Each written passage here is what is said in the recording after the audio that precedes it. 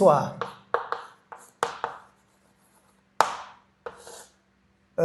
pour ce qui est de l'histoire,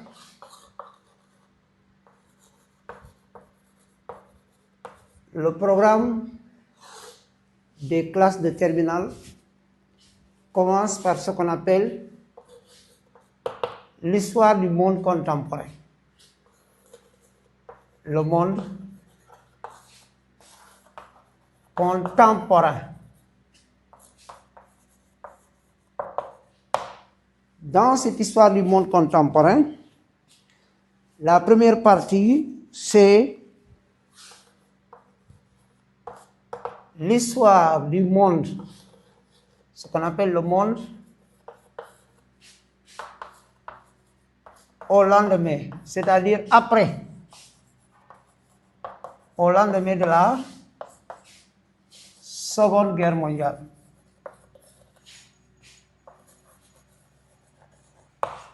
Le monde au lendemain de la Seconde Guerre mondiale, c'est-à-dire le monde après 1945. Après donc 1945, puisque la Seconde Guerre mondiale s'est terminée en 1945. Donc le monde au lendemain de la Seconde Guerre mondiale, ce sont les événements qui se déroulent après 1945. Et dans cette partie, la toute première leçon s'intitule « Les conséquences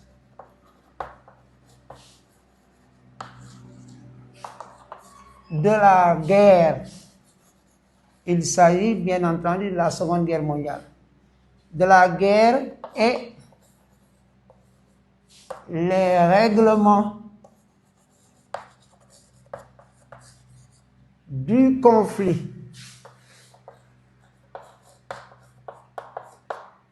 Les conséquences de la Seconde Guerre mondiale et les règlements du conflit.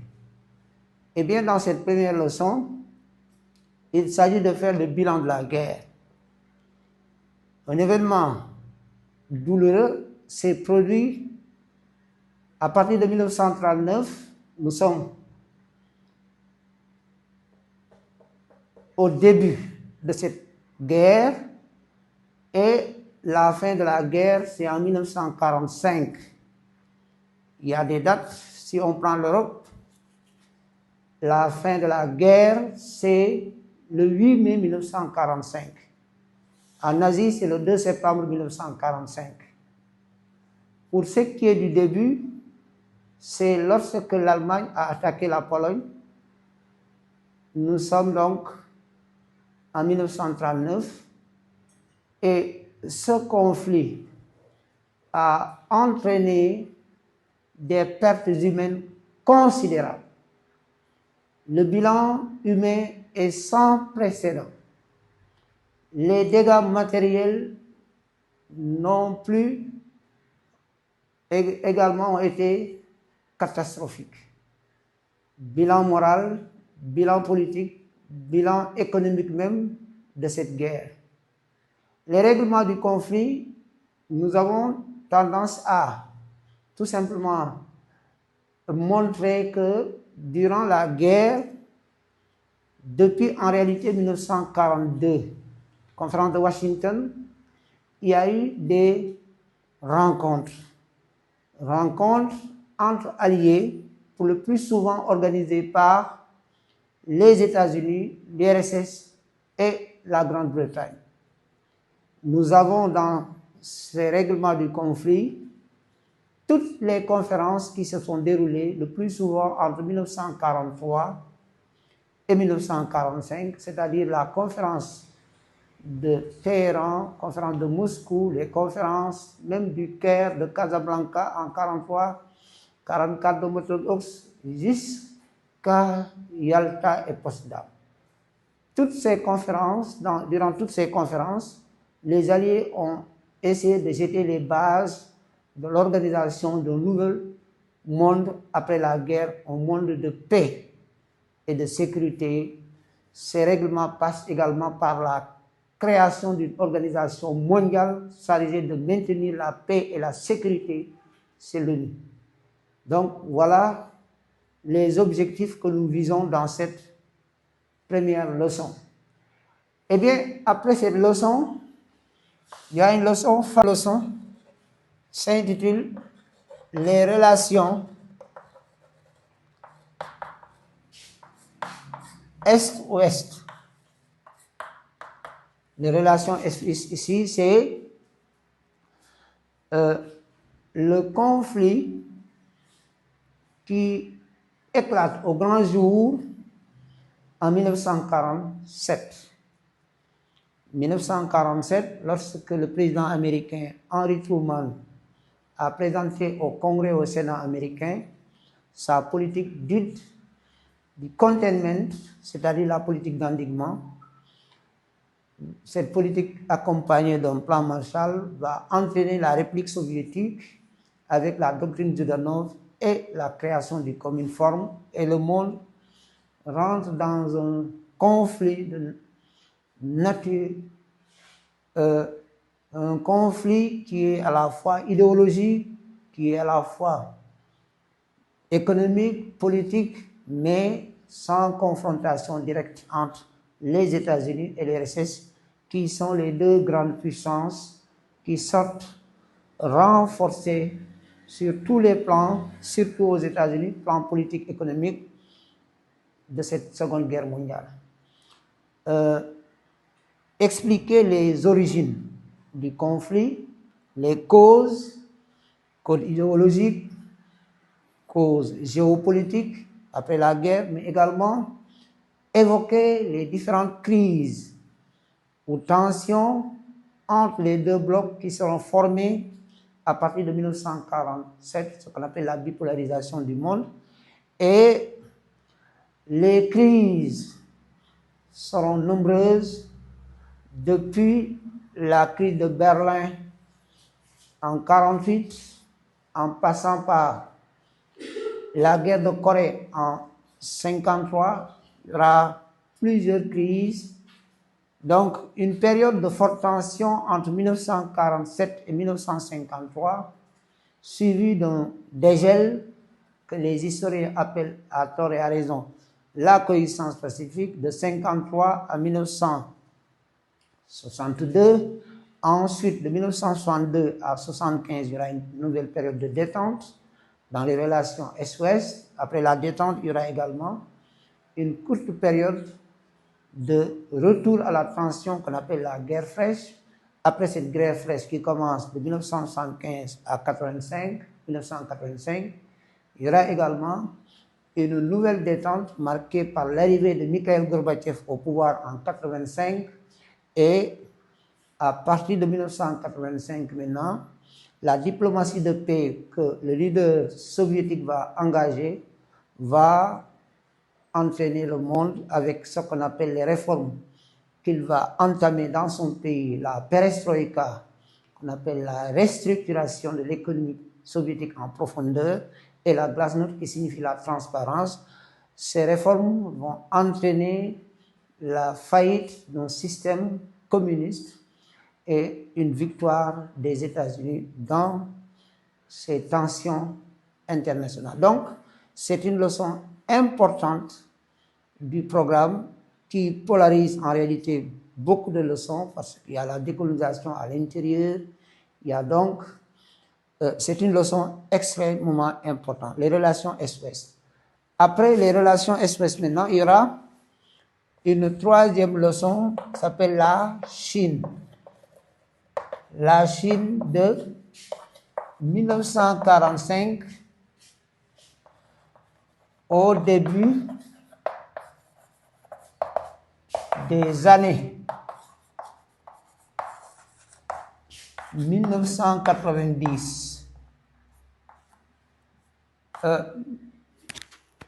À travers cette leçon maintenant, la leçon numéro 3, nous verrons comment les communistes ont remporté la guerre civile en Chine. Cette guerre civile qui a opposé le Kuomintang, qui a été dirigé par Chiang Kai-shek, et Mao lui-même qui dirigeait le Parti communiste chinois. Cette guerre civile chinoise qui commence en réalité en 1927, mais qui a connu une trêve lorsque les Japonais ont envoyé la Chine en 1937. Donc, cette guerre va reprendre quand les Japonais vont quitter la Chine après leur défaite de 1945. Et une deuxième phase de la guerre civile va éclater lorsque les Japonais sont partis entre les deux ennemis frères, le Kuomintang de Chiang Kai-shek et le Parti communiste de Mao. Cette deuxième phase de la guerre civile sera remportée par les communistes en 1945 et comme le pays a connu 22 années de guerre, tout est à reconstruire et pour reconstruire le pays, les nouvelles autorités communistes dirigées par Mao vont entamer d'abord des réformes agraires, loi sur le mariage. Entre 1950 jusqu'en 1953 et mener un nouveau plan, mettre en place un nouveau plan quinquennal qui s'appelle le premier plan quinquennal qui commence en réalité en 1953 mais qui devait se terminer en 1958 et qui a connu un échec. Ce plan de reconstruction de la Chine sur la base du modèle soviétique, la Chine devait se mettre à l'école soviétique, n'a pas véritablement donné les résultats escomptés puisque les réalités chinoises étaient différentes aux réalités soviétiques. Mao va changer de politique, de fusil d'épaule et mettre en place un deuxième plan qu'on appelle le grand bond en avant avec des résultats mitigés et maintenant, l'après Mao, il y aura l'arrivée des réformistes conduits par Deng Xiaoping. Deng Xiaoping va mener maintenant des réformes libérales extrêmement importantes qui vont faire de la Chine ce qu'elle est aujourd'hui. Donc, c'est une leçon également importante, mais que beaucoup de jeunes historiens ont tendance à confondre avec la géographie, parce qu'en géographie également, il y a le modèle économique, la voie chinoise de développement économique qui n'est pas en réalité dissociée à l'histoire, parce que c'est les hommes qui font l'histoire, ce sont les hommes également qui font l'économie. Ceci dit, cette leçon elle est importante si vous voulez savoir comment la Chine est sortie du sous-développement aussi, mais là c'est l'histoire pour se lancer dans cette voie de l'émergence et cette puissance économique que la Chine aujourd'hui a connue. Il y a une part importante jouée dans l'histoire par le petit leader soviétique que Mao qualifiait de très important, c'est la personnalité de Deng Xiaoping qui a fait de la Chine en réalité ce qu'elle est aujourd'hui sur le plan économique, notamment avec les 4 modernisations, notamment également les réformes libérales, les zones économiques spéciales et j'en passe. C'est une présentation générale. Donc après maintenant cette leçon numéro 4, c'est dans la deuxième partie, c'est-à-dire l'émergence du tiers-monde et ce qu'on appelle la décolonisation. La décolonisation qui est un processus historique par lequel un État soumis, assujetti, dominé, accède à l'indépendance de manière pacifique ou bien de manière violente. Et c'est pourquoi dans cette leçon que nos historiens ont beaucoup bien précisé dans le programme, il s'agira des causes générales de la décolonisation, ce qu'on appelle les causes générales de la décolonisation.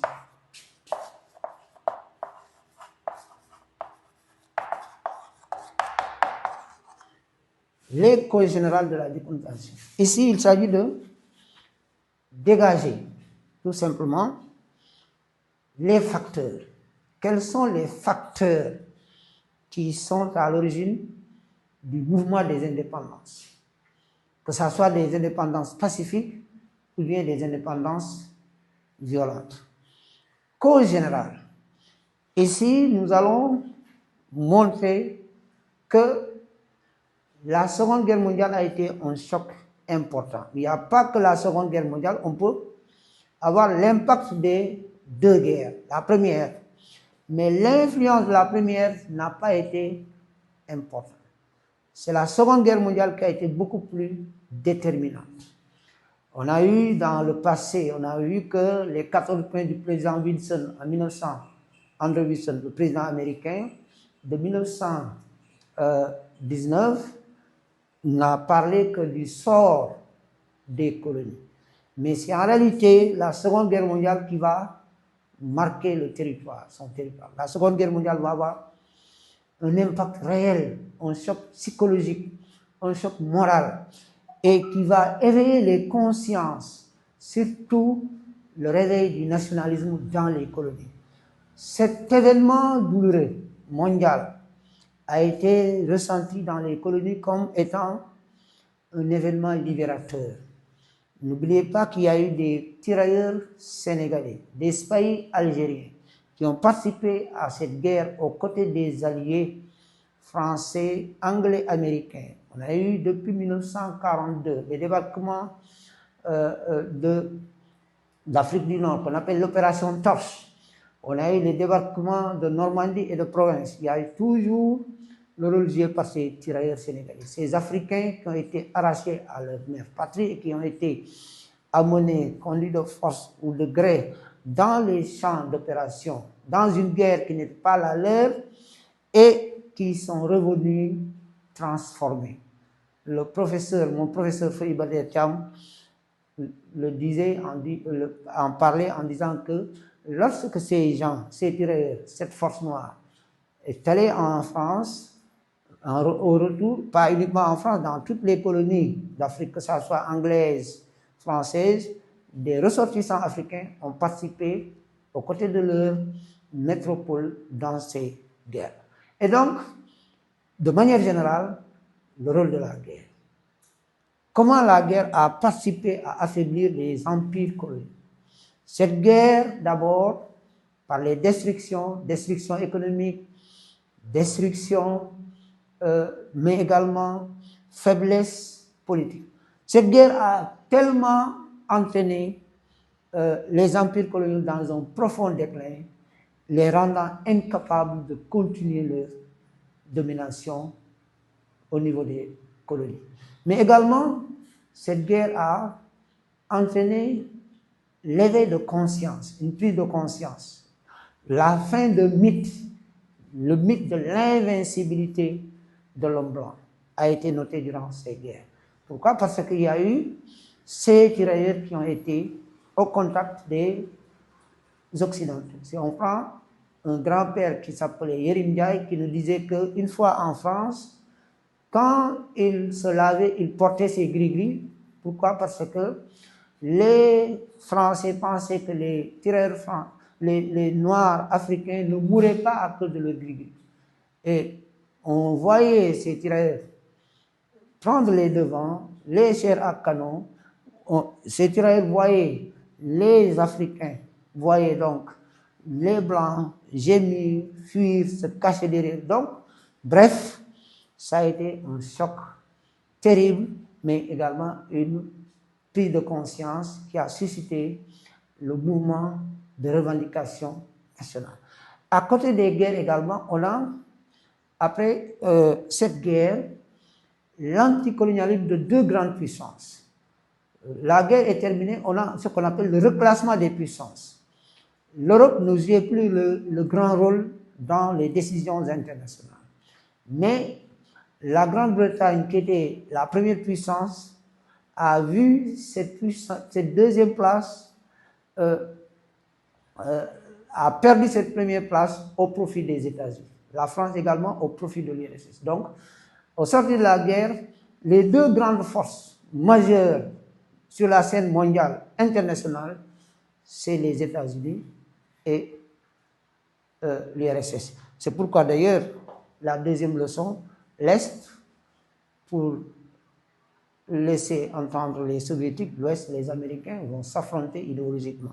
Donc les deux grands affichent clairement leur anticolonialisme.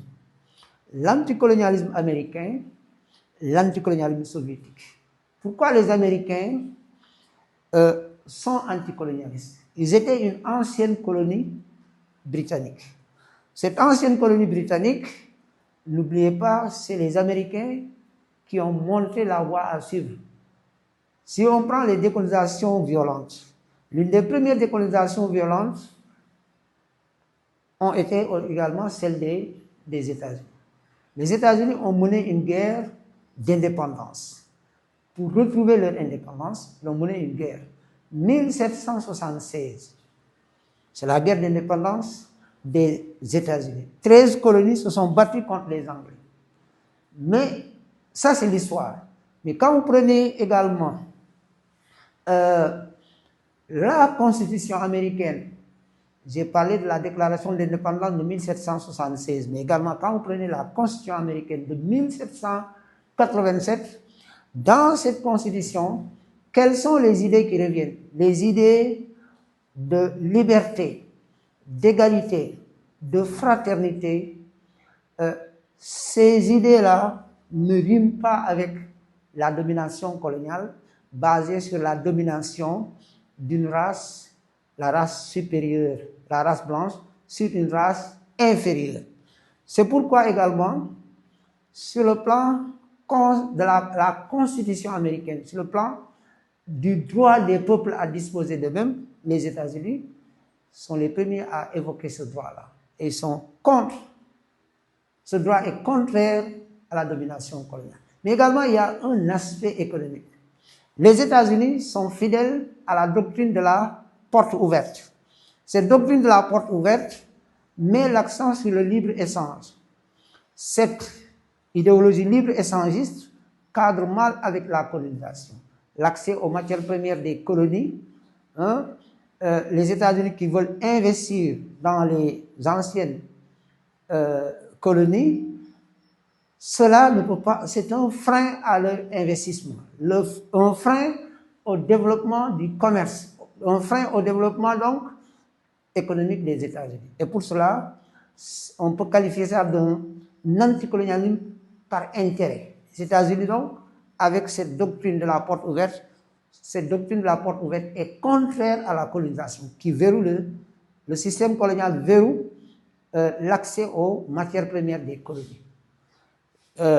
Donc, à côté donc de cet aspect économique, on peut évoquer également les soviétiques. Eux, c'est l'idéologie surtout communiste qui est une idéologie égalitaire.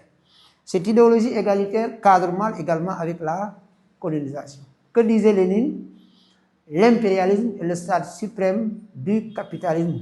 Et l'idéologie capitaliste est adversaire de l'idéologie communiste. Donc le communisme entend abattre le capitalisme. Pour les soviétiques, affaiblir le camp occidental passe d'abord par la décolonisation. S'il y a une décolonisation, on affaiblit le camp occidental. Et je l'ai dit, après la guerre, il y a eu une rivalité idéologique entre les États-Unis et l'Union soviétique. Donc, pour les soviétiques, l'anti-impérialisme passe d'abord par la libération des peuples. Le mouvement mondial pour la libération des peuples, jusqu'à présent, c'est ce qu'il incarne. Il faut donc mettre l'accent sur l'idéologie égalitaire qui est une idéologie communiste. Cette idéologie communiste ne peut pas aller avec la colonisation. Donc il y a également un autre facteur externe, c'est l'ONU. L'ONU est une tribune de l'anticolonialisme. L'ONU prône le droit des peuples à disposer d'eux-mêmes. L'ONU prône l'égalité des nations. L'ONU prône le développement économique et social de toute l'humanité. C'est une organisation pour la paix. Or, la colonisation est une domination, une exploitation. Et donc, l'ONU va même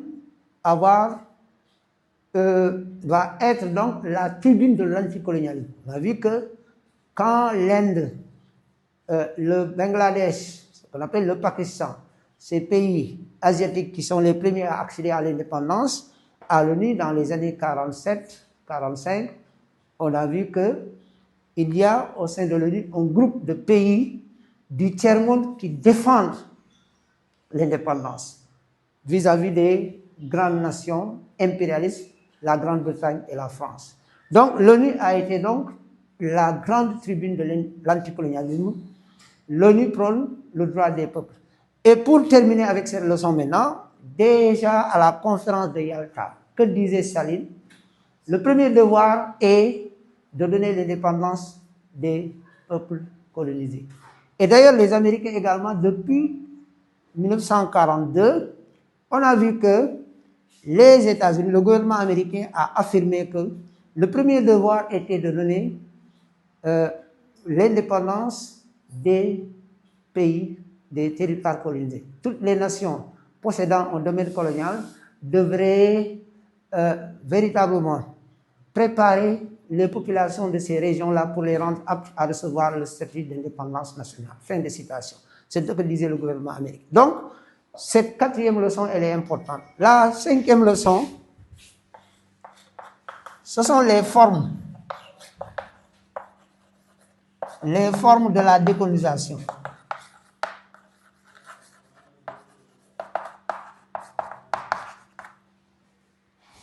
La forme d'une chose, la forme de la classe, c'est le caractère que revêt la chose.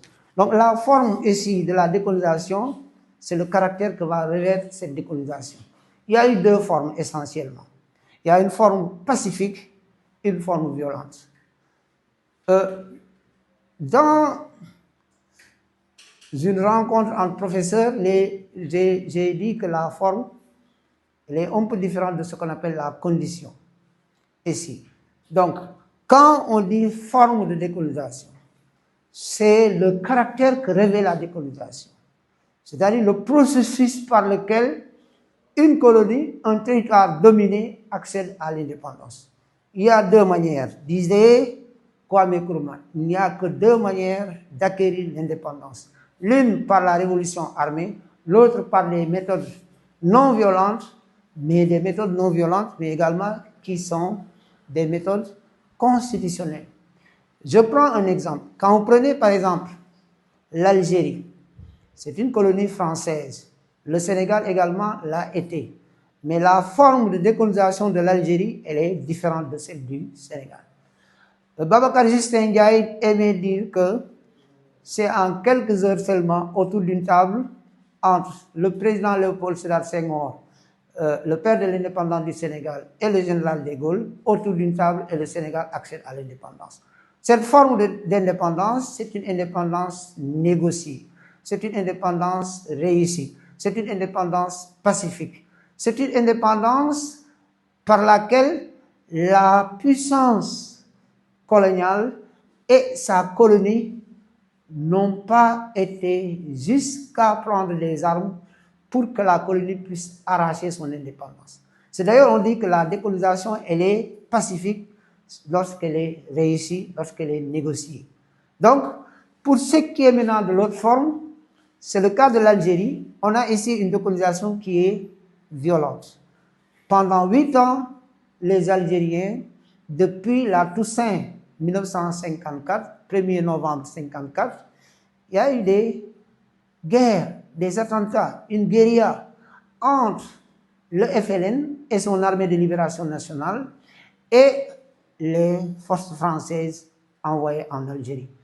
Et pendant 8 ans, le sang s'est versé. Cette forme de décolonisation, elle est violente. Ce n'est pas le cas uniquement de la France.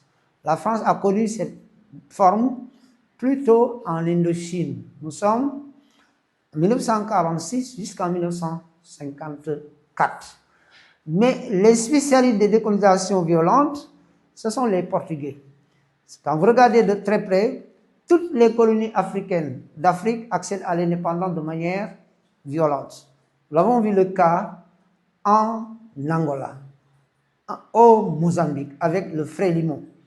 En Angola, avec les 3 fractions, le mouvement populaire pour l'indépendance totale de l'Angola, que les Portugais appellent Movimento Popular para a Liberação de Angola, mais également il y a l'UNITA de Jonas Savimbi, l'Union nationale pour l'indépendance totale de l'Angola et le Front national pour la libération de l'Angola. toutes ces trois fractions se battaient avec les Portugais. Vous prenez le cas de la Guinée-Bissau. Le leader nationaliste de cette colonie portugaise d'Afrique de l'Ouest s'appelait Amical da Costa Lopes Cabral.